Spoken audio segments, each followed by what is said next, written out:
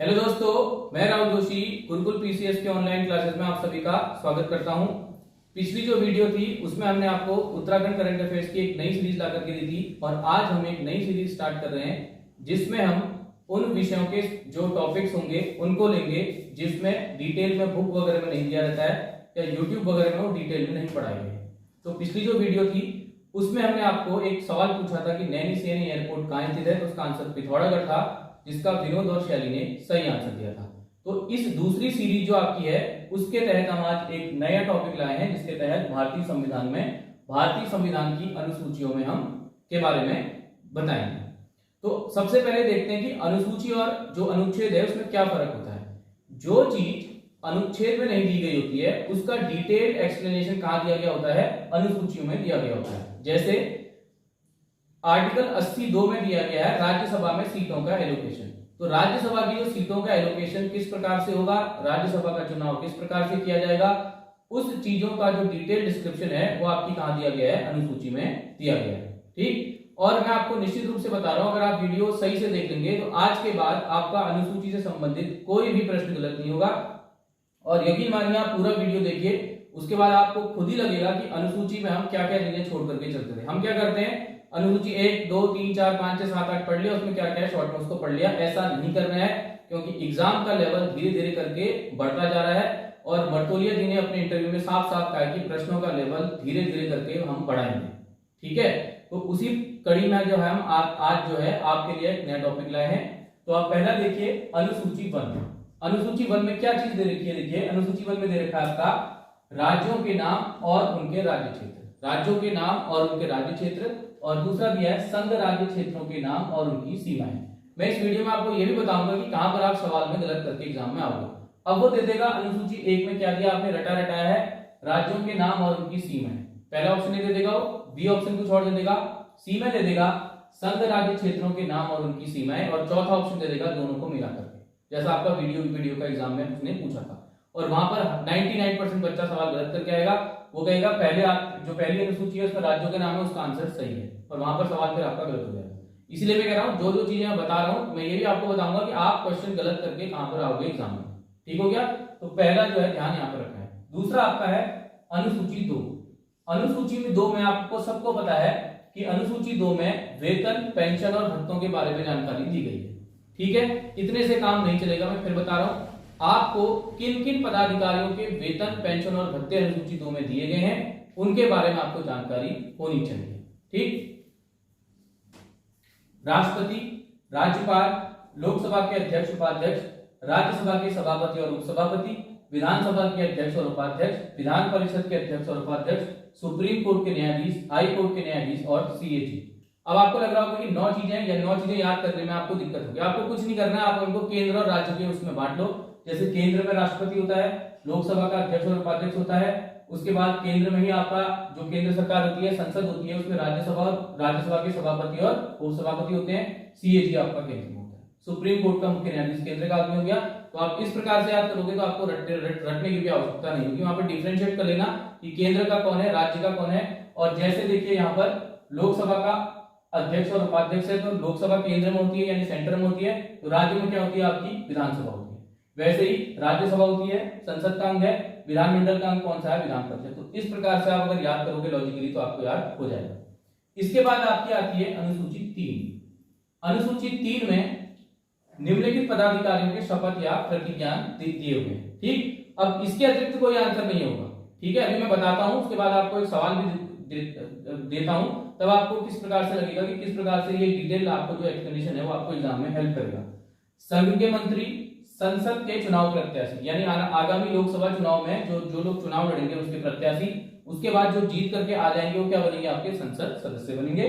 Supreme court के न्यायाधीश, CAG, राज्यों के मंत्री, विधानमंडल के चुनाव प्रत्याशी, विधानमंडल के सदस्य और हाईकोर्ट के न्यायाधीश। ठीक हो गया। अब देखो यहाँ पर कहीं पर भी राष्ट्रपति का जिक्र नहीं कर रखा है उसने।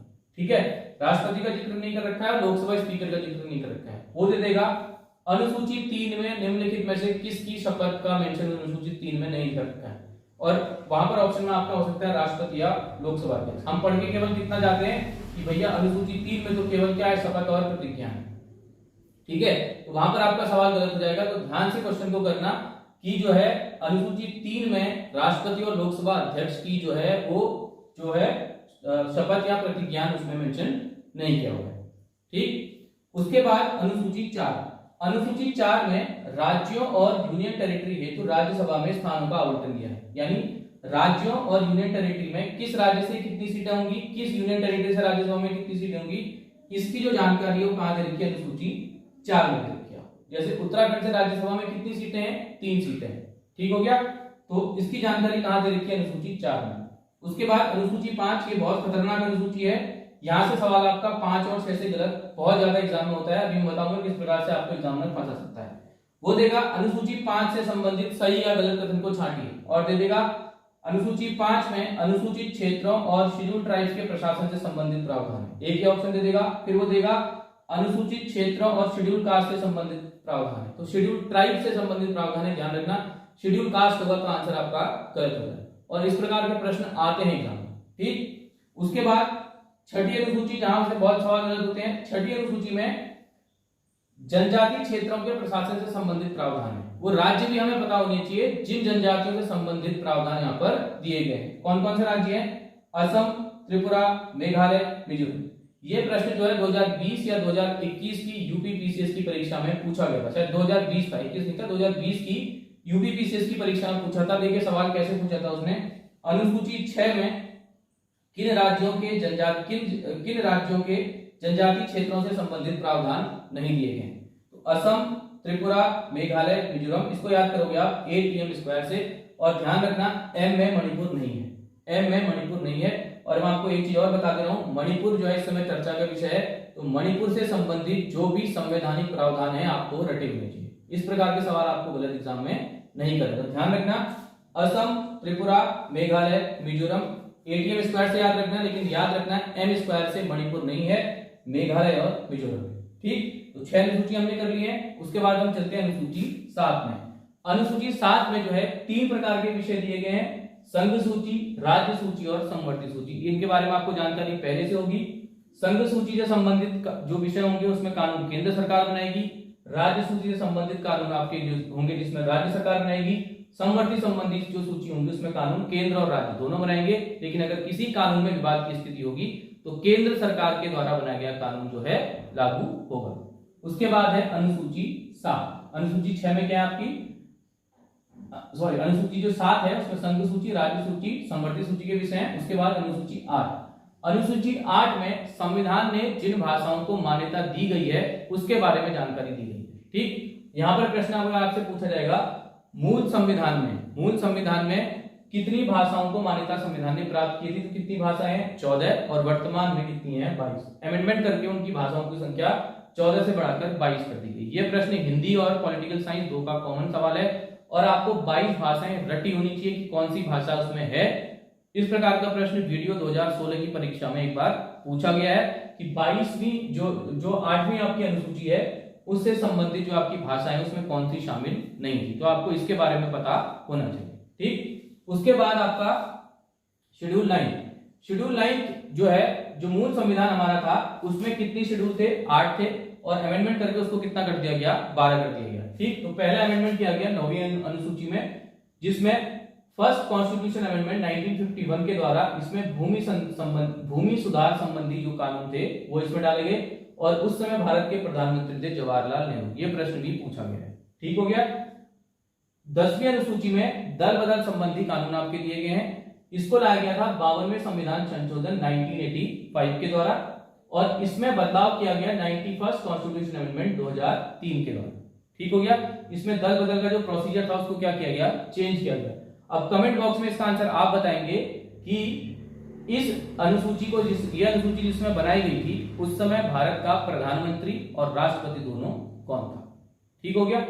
उसके बाद आपकी 11वीं अनुसूची आएगी। 11वीं अनुसूची जो लाई गई वो लाई गई 73वें संविधान संशोधन 1992 द्वारा।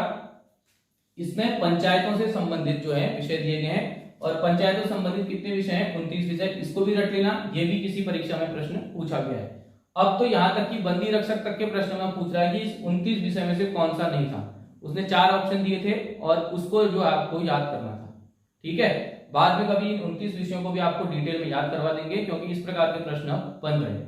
ठीक, उसके बाद 12वीं अनुसूची है, इसको 74वें संविधान संशोधन 1992 के द्वारा जोड़ा गया था। ये किससे संबंधित है? नगर पालिकाओं से संबंधित है, और इसमें कुल विषय कितने हैं? 18। तो ये आपकी 1 से लेकर 12 तक की अनुसूचियां कंप्लीट हुई। जिस प्रकार से मैंने आपको बता रखा है उसी प्रकार से आप पेपर में अगर करके आओगे तब प्रश्न सही करोगे, नहीं तो आप अगर ल्यूसेंट से पढ़ के जाओगे तो शॉर्ट पढ़ के जाओगे तो आपको कहीं ना कहीं एग्जाम में फंसा देगा। ठीक हो गया। और इससे संबंधित एक मैं आपको प्रश्न भी बता रहा हूं। ये प्रश्न यूपीएससी की परीक्षा में पूछा गया, तो आपकी परीक्षा में ऐसा जरूरी नहीं है कि वो प्रश्न नहीं आ सकता है, आपके परीक्षा में भी प्रश्न आ सकता है। उसने प्रश्न पूछा था कि शिक्षा पर प्रभाव डालने वाली अनुसूचियां कौन कौन सी हैं। ठीक, प्रत्यक्ष और अप्रत्यक्ष रूप से शिक्षा पर प्रभाव डालने वाली अनुसूचियां कौन सी हैं? तो अनुसूची 5, 6, 7, 8, 11 और 12, इनको आप रट लेना। जहां पर आप अनुसूची वाला टॉपिक करोगे वहां पर इसको नोट कर लेना, क्योंकि अच्छा प्रश्न है, आपसे प्रश्न पूछा जा सकता है। वीडियो के अंत में एक प्रश्न आपसे मैं बहुत अच्छा पूछ रहा हूं कि किस अनुच्छेद में कानूनी रूप से भारत का नाम यूनियन ऑफ इंडिया है। जैसे आप देखते होगे ना, जैसे केशवानंद भारती बनाम भारत यूनियन ऑफ इंडिया बात था, बेरुबाड़ी बनाम यूनियन ऑफ इंडिया था। तो कानूनी रूप से जो है भारत का नाम यूनियन ऑफ इंडिया जो है वो किस बात में दिया गया है। वीडियो अगर आपको अच्छी लगे लाइक कीजिए, सब्सक्राइब कीजिए और शेयर कीजिए। धन्यवाद।